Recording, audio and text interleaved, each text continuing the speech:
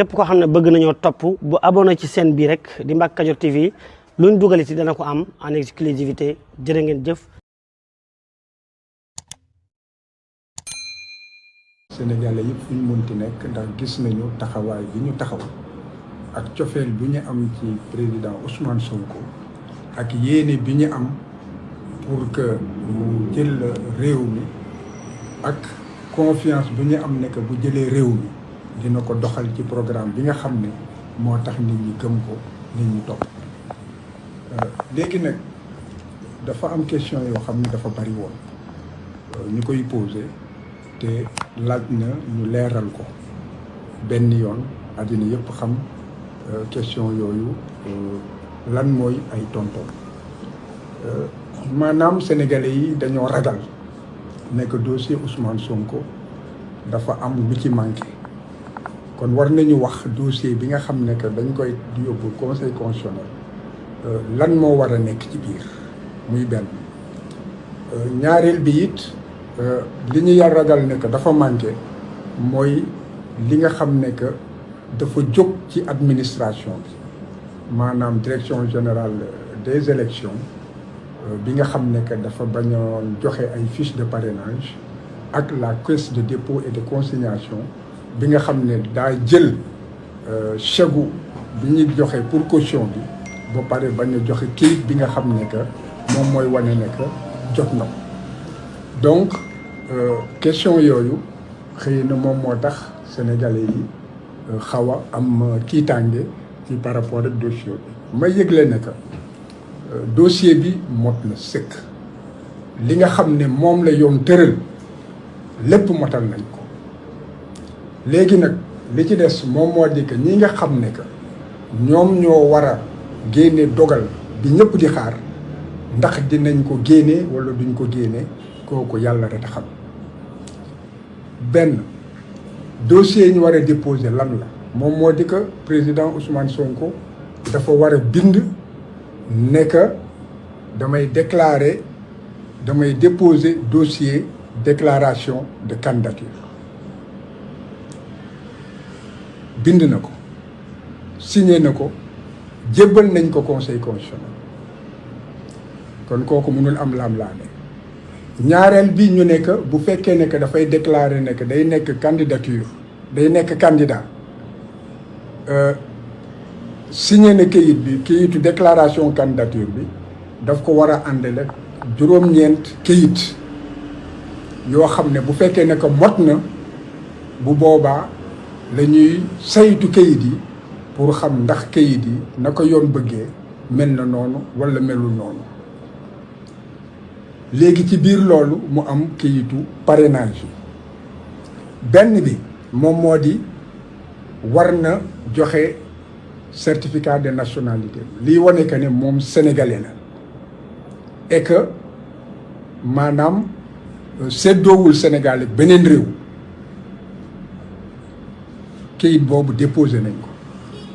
ñaareel bi moom moo di photocopie légalisée carte d'identité bu CEDEAO kayit boobu it man en tant que mandataire ak représentant moo di man la def man doon ndawam fa mu war a teew ma teewal ko fañ ko war a waxal ma waxal ko la mu war a def ma defal ko kon loolu defal naa ko déposé naa ko ñetteel bi moom moo di kayitu juddu boo xam ne que ba mu ko jotee weesuwul juróom benn weer kayit boobu it déposé na ko ensuite kayit boo xam ne que ñi nga xam ne que ñoom ñoo ko yëkkati pour def ko électeur pour def ko candidat mu di union des forces patriotiques dégg nga ak le crédit maanaam ak le front national ñetti parti yooyu ñoom ñoo ko ngemb ñooñu attestation bi jox nañ ma ko te attestation boobu déposé naa que ñoom ñoo ko ngemb comme candidat kayit bi ci toppaat moom moo di kayitu parrainage kayitu parrainage boobu motal nañ ko parce que fukki député ak ñett la ñu wax fukki député ak ñett yi dégg nga kayit boobu it déposé nañ ko mu ngi fii ma yor photocopie bi bu loolu weesoo ñu ne dafa war a déclarer ne que amul beneen réew moo xam ne que moom séddoo na ko ak Sénégal et que Sénégal mooy léppam fii la juddoo fii la nekk Sénégalais la fas yéene servir dégg nga et que séddoo ko benn réew. këyit boobu it Ousmane Sonko bind na ko signé na ko déposé naa ko léegi këyit boo xam ne que bu ci topp moom moo di que maanaam buur topp ko benn koppar 15 Mali buur topp ko muy nan la tuddati attestation fiscale quitus fiscal kooku nguuru Sénégal ci boppam ñoo ko jox kayit bi wane que ne topp ñu ko koppar bu gën a néew 15 yorelu leen déposé na ko léegi bu loolu weesoo mu des kayit boo xam ne day wane que ne déposé na 30 millions caisse de dépôt et de consignation moom mooy coffre-fort buur ci coffre-fortam yi la léegi nag ñu ne kayit boobu dafay ànd ak benn bataaxal boo xam ne que directeur bi day signé ne que koppar yooyu jot nañ ko déposé nañu 30 millions mu ngi nii xool leen ko 30 millions yi ñu ngi ko déposé mun ngeen koy yéegal lii damay protéger données personnelles yi bu ngeen xoolee le 30 novembre la crédit déposé xaalis xobet lañ déposé le même jour ñu joxe chèque boo xam ne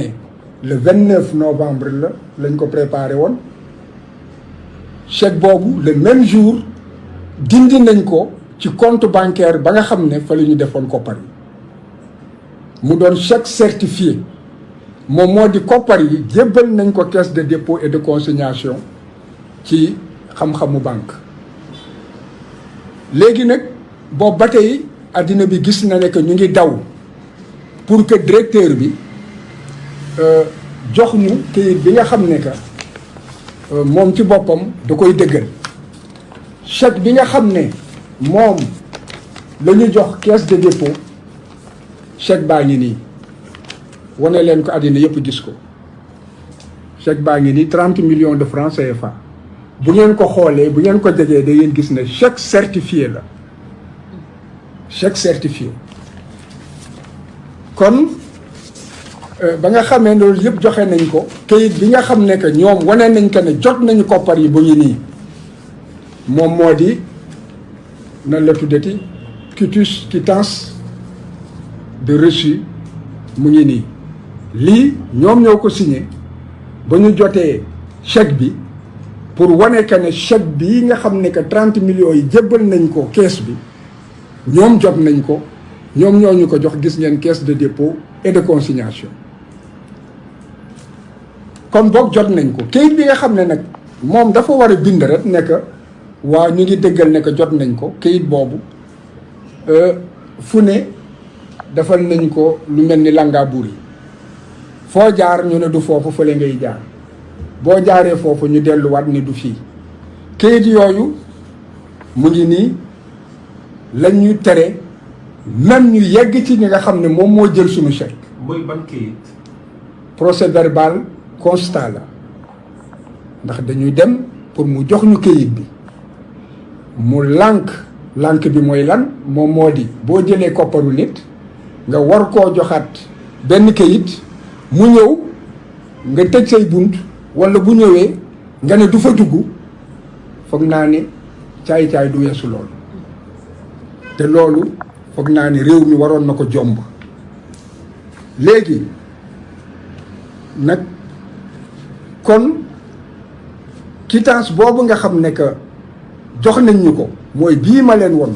quittance bii ma leen woon léegi quittance bi déposé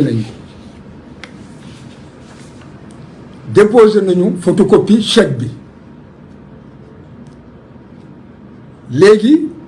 déposé nañu it kayit yi wane que ni directeur bi moom moo ñu bañ a jox kayit ba nga xam ne moo ci war a topp kayit boobu nag yoon conseil constitutionnel bi nga xam ne lañ jébbal kayit yi dafa am ay atte yu mu atte bii ci la ci atte yi am na beneen atte yi boo xam ne yor naa ko fi dégg nga boobu it ci atte yi la moom moo di que conseil constitutionnel mooy bii conseil constitutionnel li mu wax dafa leer. lan la wax. conseil constitutionnel ci bii kii parti bu ñuy wax RPJS la maanaam dafa am benn loi boo xam ne que assemblée nationale daf ko wote woon ba ko assemblée nationale voté ba pare député yi d'accord ñu ci ñu jébbal mbir mi conseil constitutionnel pour que conseil constitutionnel wax ci ba mu demee conseil constitutionnel ne leen que seen wax mënuma koo jël wante li tax mënuma koo jël lenn rek la moom moo di que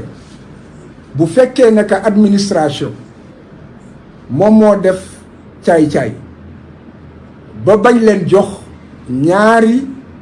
copie loi bi nga xam ne dañ koo voté te ñun mënu leen ñëw ci ñun te indiwu leen ñaari copie loi bi administration caay-caayam mënul tax que ngeen jot seen droit wante nag li ñu leen di reprocher moom moo di que indiwu leen constat huissier bi ngeen indi constat bi yéen demu leen ca ka ngeen xam ne moom ngeen waroon laaj loi bi su ngeen demoon ci moom kon ñu dégg ci biir loolu ne que bu demoon ci ñoom kon constat huissier bi dina doy kon boog fii indi nañ ay constat huissier yi wane que ne dem nañu ci nga xam ne que moom moo ñu war a jox attestation bi et que moom moo indi blocage bi beneen bi moom moo di dossier bi nga xam ne que Yewwi Askan Wi la dossier boobu it conseil constitutionnel maanaam dafa nekk procès verbal yi nga xam ne que def nañ ko procès verbal yooyu maanaam wane na ne que état bi moom moo bañ a def la ko yoon wax maanaam joxe këyit yi nga xam ne war na ko joxe kon boog këyit bi nga xam ne que manqué na loolu mënuñu cee sanctionné dégg nga Yewwi Askan bi et que dossier mbaax na kon boog ñu jàpp ne que conseil constitutionnel boo indee firnde ne que li manqué du ci yow wante la manqué administration bi ci caay-caayam moo ko bañ a joxe bu boobaa lam ko jox doy na preuve ne que maanaam rew topp nga ci yoon parce que dossier Yewwi Askan bi conseil constitutionnel dafa nekk indi nañ preuve indi nañu preuve dégg nga yuy wane que ne koppar yi ba nga xamee ne que Issa Sangaré baal leen ma Issa Sangaré war na déposer attestation yi dégg nga indi na preuve ne que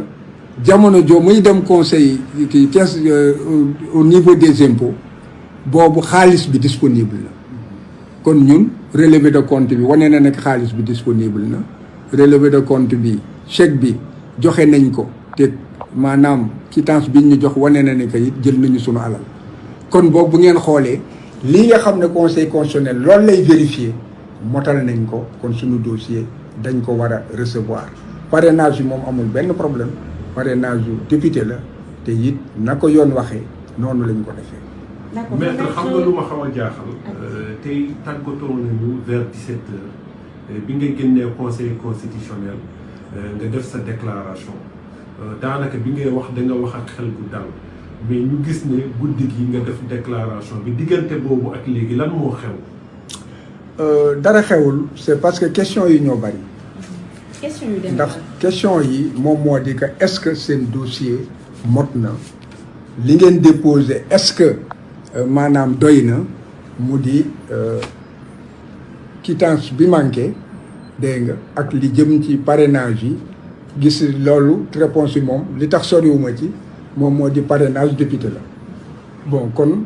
fiche yi nga xam ne que ñoom dañ ko doon laajte kooku parrainage citoyen la woon kooku da ngay dem lu mot ay 4 fukki junni nit ku ci ne signé la ne porte naa sa candidature kon loolu soxlaatuñu ko parce que amoon nañu fukki député ak ñett kon loolu du problème léegi nag li jëm ci caisse de dépôt et de kon DGE ñoom dégagé nañ leen proprement te it pour ce qui est de la caisse de dépôt et de consignation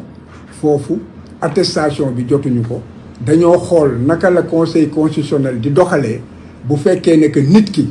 am na ay gàllankoor yuy tere que pièce am mot mooy décision yi nga xam ne won naa leen ko benn bi mu ngi nii beneen bi moom moo di décision Issa Sangaré bi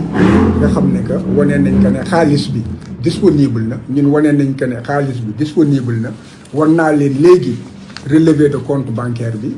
ni nga xam ne xaalis bi génnee nañ ko wane nañu it ne que jël nañu suñu xaalis ndax jël nañu suñu chèque kon bokk kayit boo xam ne dañ koy bind ret dégg nga reçu dina remplacer en fait attestation parce que attestation day firndeel rek ne que ñoom jot nañ ko te reçu bi it mënuñu joxe reçu ne que jot nañu 30 millions te jotuñu ko wan naa leen chèque bi chèque certifié la c'est disponible kon bokk loolu pour tontu ñiy poser des questions yoo xam ne que en fait ñun réglé nañ ko. d'accord maître yaa ngi wax ne question yi dafa bari bokk na ci seen confrère bi nga xam ne bind na loo xam ne ñëpp ñi ànd ak Ousmane Sonko xaw nañu tiit ndax mi ngi wax rek lu jëm ci Sénat taxawaay bi nga xam ne amoon na ko naka itam DGE dem na sax bay wax lu jëm ci déstabilisation Sénégal wala ay information yoo xam ne xaw nañ koo for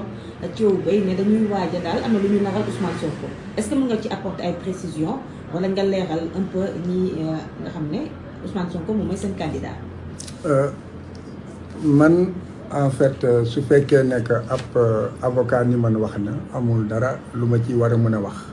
man li ma mën a wax moom moo di que man maay mandataire bi man maay représentant bi dossier yi xam naa li ci nekk xam naa ne it li ma teg ak ni ma wax ak yéen tey xam ngeen ne que xel bu dal la moom moo di que lépp lu yoon wax def nañ ko. te lépp loo xam ne it conseil constitutionnel fa la doon jaar yëgalu fàttali nañ ko te it xam nañ ne que foofu la war a jaar kon boog ñun bu fekkee leneen am na dina doon loo xam ne dina jaaxal sénégalais yi dina jaaxal addina bi ndax dossier bu complet la te it ñu xam leen moom moo di que dossier bi nga xam ne dañ koo déposé dossier bi dañ koo scellé maanaam dañ koo tëj bañ ko tëjee tamponné naa greffier en chef bi tamponné kayit boobu kenn amul droit tijji ko ba mu yegg ci kanamu commission de parrainage bi bu boobaa su yeggee foofu ñu génnee dossier yi maanaam xool sunu parrainage wante mun nañu vérifier ndax pièces yi mot na nee naa leen pièces yi bon na kon boog suba man njort bi ma am te loolu moo la sama xel jàpp ne mooy am moom moo di que bu ñu ko tijjee suñuy pièce mot na et que dinañu jublu ci vérification parrainage yi 13 députés yi mot nañu lépp loo xam ne wax nañ ne que noonu lañ ko war a bindee bind nañ ko xool nañ ko xoolaat nañ ko saytu nañ ko dégg nga kon boog loolu leer na te it li ñu déposé yëpp dafa àndal ay bataaxal yoo xam ne que président conseil bi la moo ko moom ak membre conseil bi ak nan la tuddati membre commission de parrainage yi ku ci ne jox nañ la àndal nañ la bataaxal boo xam ne day expliquer gàllankoor yi nga xam ne yëpp jot nañ koo am te it yàlla may ñu que ñu mën a motal la nga xam ne que loolu lañ laaj kon boog am nañu yaakaar ne que ëllëg suñu parrainage duñ ci am dara loo xam ne que dinañu ci bett lu dul betteel bu neex. D'accord. Maître, vous êtes le mandataire de la coalition Sonko Président 2024. Tout à l'heure, vous avez sorti un communiqué pour alerter l'opinion nationale et internationale sur tous les actes inimaginables posés par l'État du Sénégal pour entraver le dépôt du dossier de candidature de Ousmane Sonko. En l'occurrence, vous êtes son mandataire. Est-ce que vous pouvez revenir un peu sur ce qui s'est passé? Bon, je pense que ce qui s'est passé, la communauté nationale, comme la communauté internationale, en fait, l'a suivi de très près, jusqu'aux brutalités que j'ai subies, parce que j'accompagnais le mandataire de l'époque, Ayib Daffé, chargé des formalités administratives pour prendre les fiches de parrainage. Bon, n'ayant pas pu obtenir les fiches, donc le président Ousmane Sonko s'est rabattu sur le parrainage des députés, bon, où il ne pouvait y avoir aucune entrave. Donc vous avez vu que l'État n'a pas respecté la décision de justice rendue par Ziguinchor, alors qu'il avait l'obligation immédiatement de procéder au rétablissement, même s'il y a un recours. C'est ça que dit la loi. Il n'a pas aussi respecté la décision rendue par le tribunal d'instance de Dakar, toujours, et a attendu ce qui est un peu ridicule, l'ultime limite, la dernière seconde du dernier jour de la dernière heure, bon, pour en fait déposer un recours, pensant qu'avec cela, il peut nuire à Ousmane Sonko. Ce n'est pas comme ça que fonctionne un État de droit ou une démocratie. Il n'appartient pas à l'État ou à l'administration qui est tenu à une obligation de neutralité et de protection, de promotion donc, de la démocratie et des droits civiques, de porter entrave en fait à l'exercice de droits fondamentaux. Bon, donc la Sénat aussi, qui peut faire des injonctions et même se substituer donc à l'administration pour lorsqu'il y a un manquement, la Sénat a eu à demander à la Direction générale des élections de respecter le droit de Ousmane Sonko et de le rétablir. Bon, on a assisté à quoi? Non seulement le service du ministère de l'Intérieur a refusé de s'exécuter, mais encore le président de la République a immédiatement dissous cette formation et a nommé d'autres membres. Ces membres ont été saisis, ont reçu une notification par les avocats d'Ousmane Sonko et aussi elle est informée de la décision du juge. À ce jour, on n'a pas de réaction alors qu'ils avaient un pouvoir de substitution. Je pense que même l'attestation de la Caisse de dépôt et de consignation, la Sénat, avait le devoir, sans attendre qu'on le lui demande, n'est-ce pas, donc de nous délivrer une attestation qui suppléerait à l'attestation du directeur de la Caisse et de consignation. Mais en tout état de cause, nous avons suppléé à cela en nous fondant sur la jurisprudence du Conseil constitutionnel, qui est que le constat établissant les obstructions de l'administration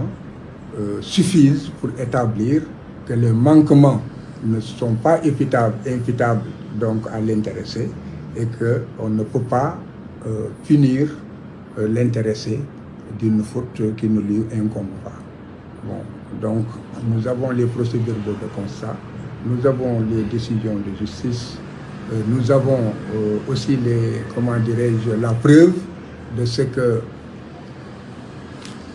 vous pouvez bien le voir. Nous avons la preuve de ce que l'argent est disponible jusqu'à aujourd'hui. Ça a été débité donc du compte de 30 millions de francs CFA. Vous avez la preuve de ce que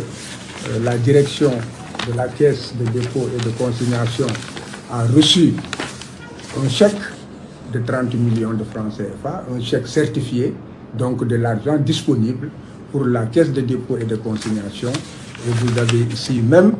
donc, un reçu de versement délivré par la Caisse de dépôt et de consignation. Je lis ici, il est marqué compte d'imputation numéro X, caution des candidats aux élections. Bénéficiaire Ousmane Sonko de la coalition Sonko Président 2024, nature de l'opération, cautionnement des candidats aux élections. Vous pouvez l'agrandir, que tout le monde puisse le lire. Voilà. Donc il ne faut pas dire que l'argent n'est ni disponible ni déposé. Donc je vois mal que les 7 sages, au lieu de tout cela, puissent en fait dire autre chose que de constater que si maintenant l'attestation n'est pas délivrée, le manquement est imputable à l'administration et que l'administration a agi par voie de fait. Vous pouvez bien le prendre, vous pouvez aussi, si vous le voulez, voir les relevés de compte bancaire où l'argent crédité en argent liquide a été débité le même jour pour le compte donc, de la caisse de dépôt et de consignation. Voilà en fait le relevé de compte, vous pouvez l'agrandir.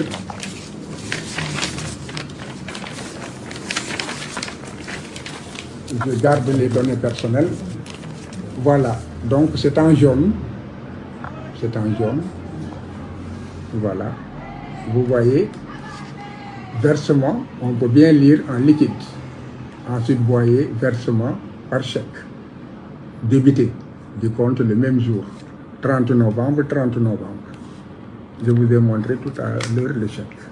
Bon, donc maintenant, je pense que tout le problème est de savoir si ce pays va s'ancrer dans la démocratie, ou bien si en fait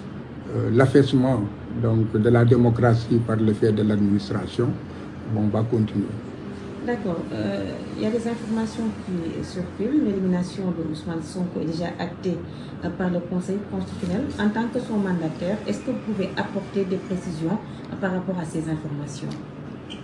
Je ne peux pas en fait confirmer une information que je n'ai pas. Moi, je suis convoqué pour demain pour la vérification des listes de parrainage. Donc je pars pour la vérification des listes de parrainage. Donc l'élimination d'Ousmane Sonko, je me demande où est-ce que vous avez pris cette information. Alors que, en fait, l'enveloppe contenant les parrainages est scellée et ne peut être ouverte que devant moi. À partir de ce mois déterminé, on me dira il y a tel ou tel motif et je vous ai lu tout de suite la déclaration, la décision donc, du Conseil, n'est-ce pas, qui liste ma ne que moom la ñu war a xëy na ñu njëkk ko saytu te buñ ko saytoo it bu dee dañoo teg lépp ci fa mu war a jaar maanaam ci article bii nga xam ne que moom laa wax léegi moom moo di article 121 nga xam ne dafa wax li yoon wax ne que lii la ñu war a dugal wante la ñu dugal waruñu koo xool dañu war a xool parrainage yi est-ce que jaar na yoon wala jaarul yoon dañu xool est-ce que pièces yi ñu ngi fi jëmm ji la ñuy xool mais duñu xool ci biir te jëmm yépp a ngi foofu kon boog parrainage bi dañ ko war a xool ndax moom jaar na yoon bu jaaree yoon nag bu boobaa le conseil constitutionnel di dem commission bi du ko fekkee ñoom rek ñooy dem léegi nag luxu mbóot këyit bu ci ne saytu ko bu fekkee dangaa juum sax ci sa juddu ñu ne sa këyit baaxul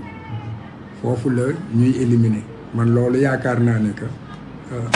yëpp cuune yooyu man du ma dal. am nga si yaakaar si conseil constitutionnel dina def liggéeyam ni ñu waree. xam nga li ëpp ñeent fukki at a ngi nii ma nekk tribunal te ñi nga xam ne yëpp ñu ngi conseil constitutionnel yaakaar naa ne buñ ma njëkkee tribunal it ñoom ñoo ma mag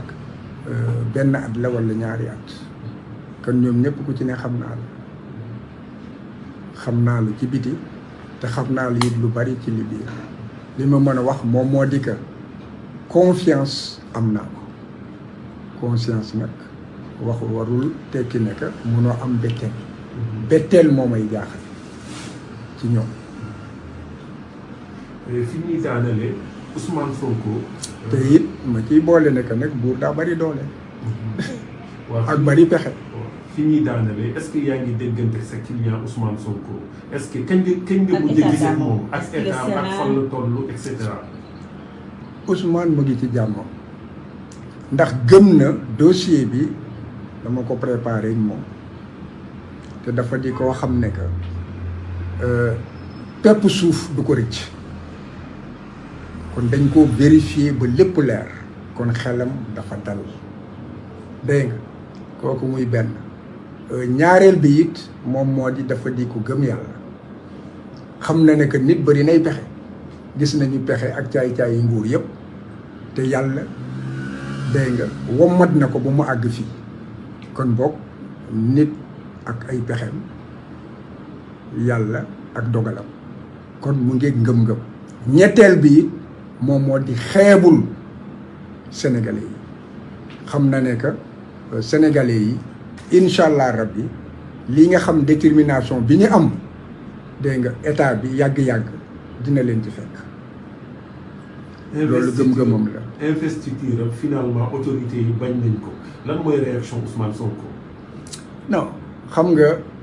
wax naa ne que yëfu wuyu la te it réew mi dafa am maanaam ay nit ñu tuuti ñu ko ŋànk lii lépp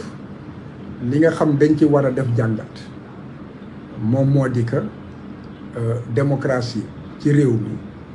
depuis 2014 nee woon naa ne que démocratie ngi wéy di dem boobu xamoon naa ne que leneen ca kaw ñu koy wax ak di ko wone bokkul ak li nëb xasaw rab ci suuf ñaareel bi it que yoon état de droit moom it mu ngi wéy kooku 2014 la léegi nag événement yi dafa permettre Sénégalais yi jaxran ñu xam ñi nga xam ne que ñoom ñoo ŋànk réew mi naka lañ ko mës a doxalee ak ci lan la ñu yaakaar moom moo di doole ak caabi gannaaw et que mu jaral leen lépp it wante ni ñu am ngëm nekk ak nu mënti wel suñu Sénégal bi kenn duñu ko yàqal. maître ñoo ngi lay jaajëfal. asalaamaaleykum mbokk yi yéen ñi nga xam ne yéen a baaxoo ànd ak seen bii di Mbacke Kadior TV à partir d'aujourd'hui gën nañ koo yaatal ci YouTube bi képp koo xam ne bëgg nañoo topp bu abonné ci seen bii rek di Mbacke Kadior TV luñ dugaliti dana ko am en exclusivité jërë ngeen jëf.